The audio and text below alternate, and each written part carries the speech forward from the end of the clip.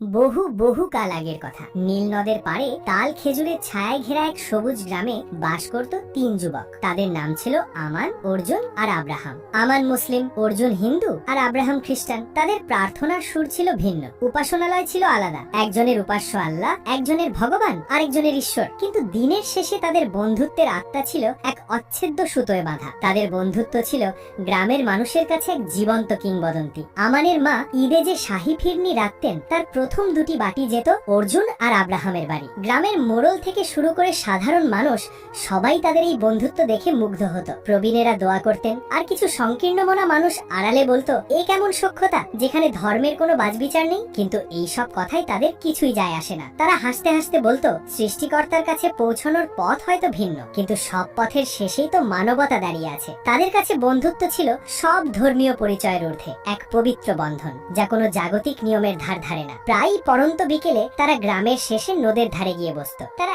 একটাই স্বপ্ন বুনত, একদিন তারা বিশাল জাহাজে চড়ে পাড়ি দেবে এই উত্তাল সাগর, আবিষ্কার করবে ওপারের অজানা জগৎ। একদিন এক সওদাগরের মুখে তারা শুনল, মাসখানেক পর বন্দর থেকে এক বিশাল বাণিজ্য জাহাজ দূর দেশে পাড়ি দেবে। সেই রাতেই তারা সিদ্ধান্ত নিল, জীবনের সমস্ত সঞ্চয় দিয়ে হলেও এই জাহাজে তাদের উঠতেই হবে। তারা তখনও জানতো না, এই স্বপ্নযাত্রাই হতে চলেছে তাদের জীবনের সবচেয়ে বড়, সবচেয়ে কঠিনতম আর সবচেয়ে শিক্ষণীয় পরীক্ষা। তিন বন্ধু তাদের জীবনের সামান্য সঞ্চয় আর আকাশ ছোঁয়া স্বপ্নকে পুঁজি করে এক বিশাল কাঠের জাহাজে চড়ে বসলো। চারদিকে শত শত যাত্রীর কোলাহল, প্রিয়জনের বিদায় জানানোর আবেগঘন মুহূর্ত আর অজানাকে পাওয়ার উত্তেজনা মিলেমিশে একাকার হয়ে গেল। জাহাজ যখন বন্দরের মায়া কাটিয়ে হাজারো রুমালের বিদায় সম্ভাষণ পেছনে ফেলে তার বিশাল পাল তুলে নীল সাগরের বুকে ভেসে চলল, তিন বন্ধুর মন তখন মুক্তির আনন্দে আর অজানার রোমাঞ্চে নেচে উঠল।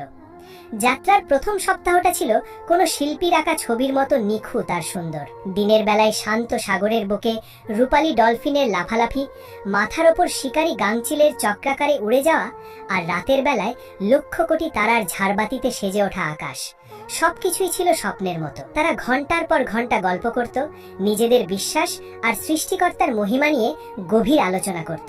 আমান তার বন্ধুদের বোঝাতো কিভাবে তার আল্লাহ এই বিশাল মহাবিশ্বকে কুন ফায়াকুন নির্দেশে এক নিখুঁত নিয়মে বেঁধে রেখেছে।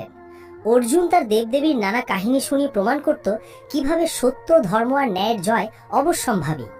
আর আব্রাহাম বলতো যিশুর ক্ষমা, করুণা আর ভালোবাসার কথা, যা শত্রুকেও ভালোবাসতে শেখায়। জাহাজের বুড়ো কাপ্তান আর অভিজ্ঞ নাবিকেরা বলা বলি করছিল, এমন শান্ত সমুদ্র আর অনুকূল বাতাস তারা তাদের দীর্ঘ জীবনে খুব কমই পেয়েছে।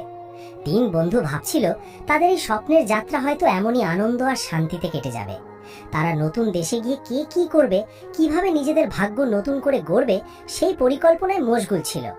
কিন্তু তারা ভুলে গিয়েছিল, প্রকৃতি তার সবচেয়ে ভয়ঙ্কর রূপ দেখানোর আগে সব সময় তার সবচেয়ে সুন্দর আর শান্ত রূপটাই দেখায়। আর সেই অপেক্ষার পালা প্রায় শেষ হয়ে এসেছিল। যাত্রার অষ্টম দিনে দুপুর গড়িয়ে বিকেল হতেই শান্ত বাতাস হয়ে উঠল অস্থির, আর দিগন্ত রেখায় জমতে শুরু করলো এক অশুভ ধূসর মেঘের পাহাড়। সূর্য ডোবার সাথে সাথেই প্রকৃতি যেন তার হাজার বছরের পুষে রাখা আক্রোশ নিয়ে ঝাঁপিয়ে পড়ল। আকাশটা যেন এক দৈত্যাকার কালো কম্বল দিয়ে কেউ ঢেকে দিয়েছে, যেখানে আলোর কোনো চিহ্ন নেই। থেকে থেকে দিগন্ত চিরে দেওয়া বিদ্যুতের ঝলকানি, আর তার ভয়ঙ্কর আলোয় ক্ষণিকের জন্য দেখা যাচ্ছিল সমুদ্রের উন্মত্ত তাণ্ডব লীলা। শান্ত নীল ঢেউগুলো কখন যে এক একটা ছোটখাটো পাহাড়ের আকার ধারণ করেছে তা তারা টেরও পায়নি। যাত্রীদের মধ্যে কান্নার রোল পড়ে গেল। জীবন বাঁচানোর জন্য যে যা পাচ্ছিল খড়কুটোর মতো তাই আঁকড়ে ধরছিল। জাহাজের উঁচু মাস্তুলগুলো শুকনো ডালের মতো মটমট শব্দে ভেঙে পড়তে লাগলো, আর বিশাল পালগুলো নিমেষের মধ্যে ঝড়ের এক ঝাপটায় ছিন্ন ভিন্ন হয়ে গেল। তিন বন্ধু জাহাজের এক কোণায় একে অপরের হাত শক্ত করে ধরে বসেছিল। তাদের সব রোমাঞ্চ, সব স্বপ্ন এক মুহূর্তে এক ভয়ঙ্কর দুঃস্বপ্নে পরিণত হয়েছিল।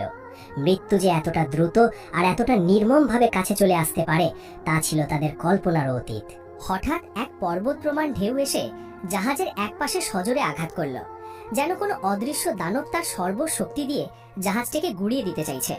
হু হু করে নোনা জল জাহাজের খোলের ভেতর ঢুকতে শুরু করলো। যাত্রীরা কিছু বুঝে ওঠার আগেই আরেকটি প্রকাণ্ড ঢেউ এসে জাহাজটিকে প্রায় উল্টে দিল। সেই প্রচন্ড ঝাঁকুনিতে তিন বন্ধু ছিটকে পড়ল সেই অন্ধকার, বরফ শীতল আর উত্তাল সমুদ্রের বুকে। কোনো মতে ভেসে থাকা এক ভাঙা কাঠের তক্তা আঁকড়ে ধরল তারা। চারদিকে ঘুটঘুটে অন্ধকার, মাঝে মাঝে শুধু বিদ্যুতের আলোয় দেখা যাচ্ছে মৃত্যুর মতো ভয়াল উত্তাল সমুদ্র। ঠান্ডা, ভয় আর ক্লান্তিতে তাদের শরীর অবশ হয়ে আসছিল। প্রতিটি ঢেউয়ের ঝাপটা তাদের শেষ জীবনী শক্তিটুকুও শুষে নিচ্ছিল।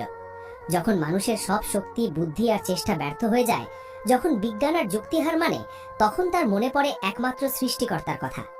3 বন্ধু বুঝতে পারল এখন কোনো অলৌকিক শক্তি ছাড়া তাদের বাঁচার আর কোনো উপায় নেই। মৃত্যুর মুখোমুখি দাঁড়িয়ে তারা প্রত্যেকেই নিজ নিজ সৃষ্টিকর্তার কাছে জীবনের শেষ ভিক্ষা চাইতে শুরু করলো। অসীম অন্ধকার আর উত্তাল সমুদ্রের মাঝে এক টুকরো কাঠের ওপর জীবনের জন্য লড়তে থাকা 3 বন্ধুর যখন মনে হলো তাদের মৃত্যু আর মাত্র কয়েক মুহূর্তের দূরত্বে, যখন ঠান্ডায় তাদের চোয়াল শক্ত হয়ে আসছে আর শরীর কোনো সাড়া দিচ্ছে না, তখন তাদের ভেতর থেকে বেরিয়ে এলো জীবনের শেষ আকুতি। প্রথমে আব্রাহাম, যে ছিল সবচেয়ে যুক্তিবাদী, তার কাঁপতে ফাঁকা ঠোঁট নিয়ে চোখ বন্ধ করে প্রার্থনা শুরু করলো। তার আকুতিতে কোনো ভনিতা ছিল না, ছিল কেবলই এক অসহায় প্রাণের আরতি।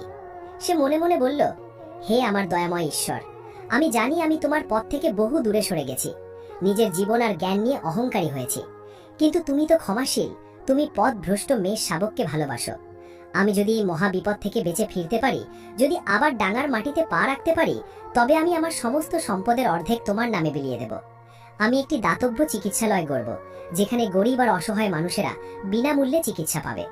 হে প্রভু, আমাকে শুধু একবার বাঁচাও, আমি কথা দিচ্ছি আমার বাকি জীবন তোমার সেবায় উৎসর্গ করব। তার চোখ বেয়ে গড়িয়ে পড়া উষ্ণ নোনা জল সাগরের শীতল জলের সাথে মিশে একাকার হয়ে গেল। এরপর অর্জুন তার জমে যাওয়া হাত দুটো কোনো মতে জোর করে মেঘে ঢাকা আকাশের দিকে তাকালো। সে তার সমস্ত দেবদেবীকে স্মরণ করে বলল, হে আমার দেবতারা, হে দেবাদিদেব মহাদেব, হে বিপদনাশিনী দুর্গা, আমাকে রক্ষা করো। আমি যদি এই মৃত্যুর সাগর থেকে উদ্ধার পাই, তবে আমি আমার গ্রামে ফিরে এক বিশাল অভূতপূর্ব মন্দির নির্মাণ করব, যা আগে কেউ কখনো দেখেনি। সেই মন্দিরের চূড়া আমি খাঁটি সোনা দিয়ে মুড়ে দেব। প্রতি বছর আমি মহাযজ্ঞের আয়োজন করব আর হাজার হাজার নিরন্ন মানুষকে পেট ভরে খাওয়াবো। আমার জীবনটা ভিক্ষে দাও, কথা দিচ্ছি আমি আর কখনো অধর্মের পথে পা বাড়াবো না। তার গলায় ছিল ভয় আর ভক্তির এক অদ্ভুত মিশ্রণ। সবার শেষে আমানের পালা। সে অঝরে কাঁদছিল। তার চোখের সামনে ভেসে উঠছিল তার জীবনের সমস্ত ভুল, সমস্ত গাফিলতি। সে আকাশের দিকে তাকিয়ে কোকিয়ে উঠে বলল, ইয়া আল্লাহ, হে পরম করুণাময়, হে আরশের মালিক, আমি জানি আমি এক অধম গুনাহগার। আমি নামাজে গাফিলতি করেছি, বাবা মায়ের সাথে বেয়াদবি করেছি, জেনে শুনে মিথ্যা বলেছি। ও আল্লাহ, তুমি ছাড়া তো আর কোনো রক্ষাকর্তা নেই। যদি তুমি আমাকে এই নরক থেকে বাঁচাও, যদি আরেকবার তোমার দেওয়া জমিনে পা রাখার সুযোগ দাও, তাহলে আমি তওবা করছি। আমার উপার্জনের 3 ভাগের 2 ভাগ আমি এতিমখানা আর মসজিদ নির্মাণে দান করে দেব। আমি আমার বাকি জীবনটা একজন খাঁটি মুসলমান হিসেবে কাটাবো, একটা ভালো মানুষ হয়ে বাঁচব। হে সর্বশক্তিমান, দয়া করে আমার এই ফরিয়াদ কবুল করো। 3 জন বন্ধু, 3টি ভিন্ন বিশ্বাস, কিন্তু তাদের আকুতি ছিল একটাই, একটিবার জীবন ফিরে পাওয়ার জন্য। তারা প্রত্যেকেই তাদের সবচেয়ে মূল্যবান জিনিস সৃষ্টিকর্তার পথে বিলিয়ে দেওয়ার শপথ নিল। তারা তখনও জানত না তাদের এই প্রার্থনা শোনা হবে, কিন্তু আসল পরীক্ষা শুরু হবে ঠিক এর পরেই। তাদের প্রার্থনার পর আর কতক্ষণ কেটেছিল তা তাদের জানা নেই, কিন্তু একসময় তারা অনুভব করলো প্রকৃতির উন্মত্ত তাণ্ডব ধীরে ধীরে কমে আসছে। যে ঝড় এতক্ষণ ধরে সবকিছু ধ্বংস করে দিচ্ছিল, তার তেজ যেন কোনো এক অদৃশ্য ইশারায় শান্ত হয়ে এলো। বাতাসের উন্মত্ত গর্জন একসময় করুণ সুরে পরিণত হয়ে থেমে গেল। আকাশ ছোঁয়া ঢেউগুলো ক্লান্ত শিশুর মতো শান্ত হয়ে এলো। কালো মেঘের পর্দা সরিয়ে রূপালী চাঁদের আবছা আলো যখন জলের উপর পড়ল, সেই দৃশ্য তাদের কাছে অলৌকিকের চেয়ে কম কিছু ছিল না। ভোরের প্রথম আলো যখন পূর্ব আকাশে উকি দিল, সেই সূর্যোদয় তাদের কাছে সাধারণ কোনো সকালের মতো ছিল না। এটা ছিল এক নতুন জন্ম, এক নতুন জীবনের প্রতীক। আর সেই সোনালী আলোয় তারা দূরে একটা জাহাজের আবছা অবয়ব দেখতে পেল। তাদের মৃতপ্রায় শরীরে যেন নতুন করে প্রাণের সঞ্চার হলো। তারা তাদের শেষ শক্তিটুকু এক করে দুর্বল গলায় চিৎকার করতে লাগলো। জাহাজটি ছিল একদল গরিব কিন্তু দয়ালু জেলেদের। ঝড়ের পর তারা মাছ ধরতে বেরিয়েছিল এবং ভাগ্যক্রমে এই 3 অসহায় প্রাণকে দেখতে পায়। জেলেরা দ্রুত তাদের নৌকায় তুলে নিল, নিজেদের গায়ের গরম চাদর দিয়ে তাদের শরীর মুড়ে দিল আর সামান্য রুটি ও জল দিল। 3 বন্ধু যখন নিরাপদ নৌকায় পা রাখল, তখন তাদের চোখে অবিশ্বাসের আনন্দাশ্রু ছিল। তারা একে অপরকে জড়িয়ে ধরে বোবার মতো কেবলই সৃষ্টিকর্তার কাছে অসীম কৃতজ্ঞতা জানাচ্ছিল। তারা বিশ্বাসই করতে পারছিল না যে তারা মৃত্যুর মুখ থেকে সত্যি সত্যি ফিরে এসেছে। কয়েক ঘন্টা পর তারা উপকূলে পৌঁছালো। শক্ত শুকনো মাটিতে পা রাখার সাথে সাথে তাদের মনে হলো যেন তারা দ্বিতীয়বার জন্ম নিল। 3 জনই মাটিতে লুটিয়ে পড়ে নিজ নিজ বিশ্বাস মতে সৃষ্টিকর্তাকে সেজদা করলো, ধন্যবাদ জানালো। তাদের মনে তখনও সেই ভয়াল রাতের স্মৃতি, সেই অসহায়ত্ব আর সৃষ্টিকর্তার কাছে করা জীবন বাজি রাখা প্রতিজ্ঞাগুলো টাটকা। তারা একে অপরের দিকে তাকিয়ে নীরবে আবার প্রতিজ্ঞা করলো, গ্রামে ফিরেই তারা তাদের মানত পূরণের কাজ শুরু করবে। কিন্তু তারা জানতো না, মানুষের মন বড় বিচিত্র।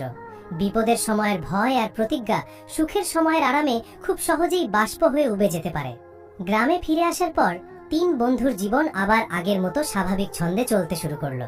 সেই ভয়াল সামুদ্রিক ঝড়ের স্মৃতি, মৃত্যুর মুখ থেকে ফিরে আসার সেই অভিজ্ঞতা সময়ের সাথে সাথে ধীরে ধীরে ফিকে হতে শুরু করলো। প্রথম কয়েক সপ্তাহ তারা তাদের প্রতিজ্ঞার কথা একে অপরকে মনে করিয়ে দিত, কিন্তু দিন যত গড়ালো, জীবনের দৈনন্দিন ব্যস্ততা আর স্বস্তির নিঃশ্বাস তাদের সেই দৃঢ় সংকল্পকে মরিচা পড়া লোহার মতো দুর্বল করে দিল। আব্রাহাম, যে তার সম্পদের অর্ধেক বিলিয়ে দিয়ে হাসপাতাল বানানোর কথা দিয়েছিল, সে এখন তার ব্যবসার লাভ ক্ষতির জটিল হিসাবে ডুবে আছে। সে মনে মনে ভাবল, সম্পদের অর্ধেক, এটা তো একটা বিশাল অঙ্ক। আমার সারা জীবনের অর্জন, এত টাকা দিয়ে দিলে আমার ব্যবসার কি হবে, আমার পরিবারের ভবিষ্যৎ? ঈশ্বর তো দয়ালু, তিনি নিশ্চয়ই আমার পরিস্থিতি বুঝবেন। আমি বরং গির্জায় মোটা অঙ্কের একটা অনুদান দিয়ে দিই, আর প্রতি বছর বড়দিনে কিছু গরিব মানুষকে ভালো মন্দ খাওয়ানোর ব্যবস্থা করি, তাতেই হবে। শেষ পর্যন্ত সে তার বিশাল সম্পদ থেকে সামান্য কিছু অর্থ দান করে নিজেকে বোঝালো যে সে তার দায়িত্ব পালন করেছে। সেই হাসপাতালের স্বপ্ন সে সুবিধে মতো ভুলে গেল। অর্জুন, যে সোনার চূড়াওয়ালা মন্দির বানিয়ে হাজার হাজার মানুষকে খাওয়ানোর মানত করেছিল, সেও নিজের জন্য এক চমৎকার যুক্তি খুঁজে নিল। সে ভাবতে লাগলো, সোনার চূড়া, এটা তো নিছকই বাহ্যিক আড়ম্বর। দেবতারা তো ভক্তের ভক্তি দেখেন, সোনাদানা নয়। আর হাজার হাজার মানুষকে খাওয়ানোর ঝক্কিও কম নয়। তার চেয়ে আমি বরং মন্দিরে একটা বড় পূজা দিই, 108টা প্রদীপ জ্বালাই, আর কয়েকজন ব্রাহ্মণকে ভোজন করাই, এতেই দেবতারা তুষ্ট হবেন। সে তার বিশাল মানতকে ছোট করে এনে পালন করলো, আর ভাবলো সে তার কথা রেখেছে।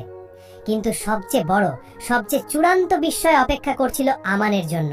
সেই তো সবচেয়ে বেশি কেঁদে কেটে সবচেয়ে বড় বড় প্রতিজ্ঞা করেছিল খাঁটি মুসলমান হওয়ার। একদিন সন্ধ্যায় 2 বন্ধুর সাথে নদীর ধারে পুরনো দিনের মতো আড্ডা দেওয়ার সময় সে অবলীলায় পকেট থেকে একটা সিগারেটের প্যাকেট বের করলো। তার বন্ধু আব্রাহাম অবাক হয়ে বলল, এ কি রে আমান, তুই না আল্লাহর কাছে কসম কেটেছিলি জীবনে আর কোনোদিন এসব ধরবি না? আমান ঠোঁটের কোণে এক চিলতে ধূর্ত হাসি ফুটিয়ে সিগারেটে আগুন ধরাতে ধরাতে বলল, আরে ধুর, ওটা তো ছিল ঝড়ের রাতের কথা। তখন তো প্রাণ বাঁচানোর জন্য আল্লাহকে কত কি বলেছি। এখন তো আমি শান্তিতে ডাঙায় আছি। ডাঙার জীবন আর সাগরের জীবন কি এক হলো? আল্লাহ সব জানেন। তিনি এটাও জানেন যে আমি তখন ভয়ের চোটে ওসব বলেছিলাম। তিনি পরম দয়ালু, তিনি নিশ্চয়ই আমাকে মাফ করে দেবেন। এই বলে সে আরাম করে সিগারেটে এক লম্বা টান দিয়ে ধোঁয়াটা আকাশে উড়িয়ে দিল।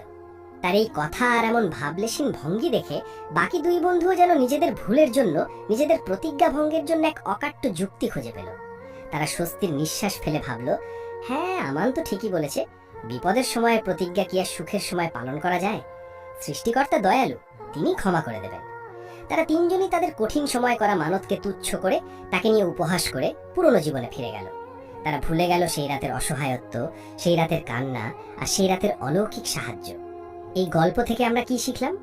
আমরা শিখলাম, সত্যিকারের ঈমান বা বিশ্বাস শুধু বিপদের সময় সৃষ্টিকর্তাকে ডাকার মধ্যে সীমাবদ্ধ নয়।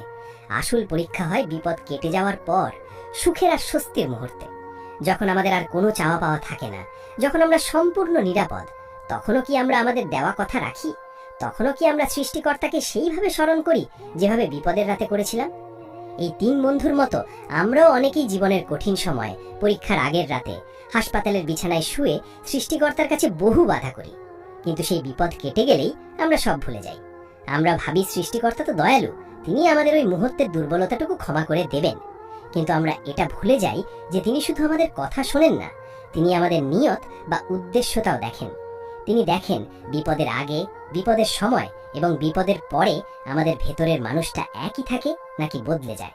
প্রকৃত বিশ্বাস হলো সেই অটল পাহাড়ের মতো, যা ঝড়, বৃষ্টি, রোদ সব অবস্থাতেই স্থির থাকে। এটা কোনো চুক্তি নয় যে বিপদে সাহায্য চাইলাম আর উদ্ধার পেয়ে সব ভুলে গেলাম।